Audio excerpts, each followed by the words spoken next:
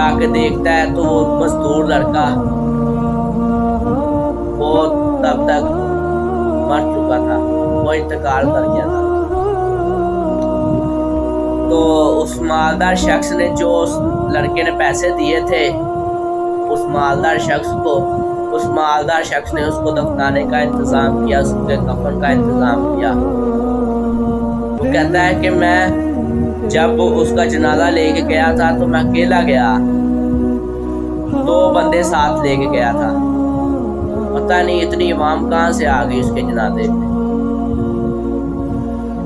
جب وہ اسے دفنا لیتے ہیں پھر وہ امیر شخص بادشاہ کے دربار میں جاتا ہے اور بادشاہ سے ملنے کی خواہش کا اظہار کرتا ہے،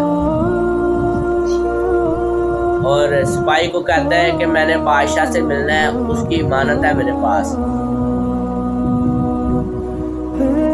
وہ بادشاہ اسے اندر بلا لیتا ہے اور لے جاتا ہے اپنے ساتھ۔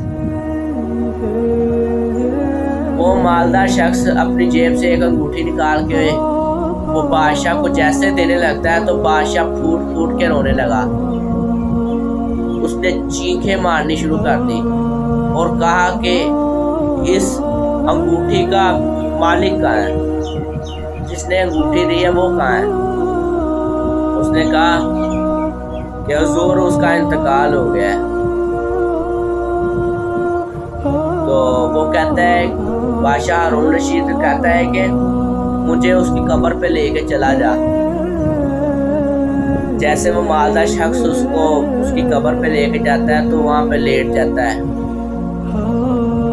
اور رونے لگ جاتا ہے۔ جو وہ مالدار شخص تھا وہ حیران ہونے لگا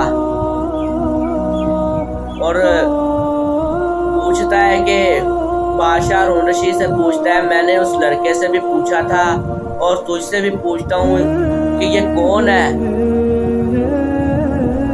اس کے مالک کا نام کیا ہے اور یہ تیرا کیا لگتا ہے؟ اس بادشاہ ہارون رشید نے کہا کہ یہ میرا بیٹا ہے۔ مالدار شخص حیران ہوا کہ تو بادشاہ ہے، تیرا بیٹا ایک مزدور کیسے ہو سکتا ہے؟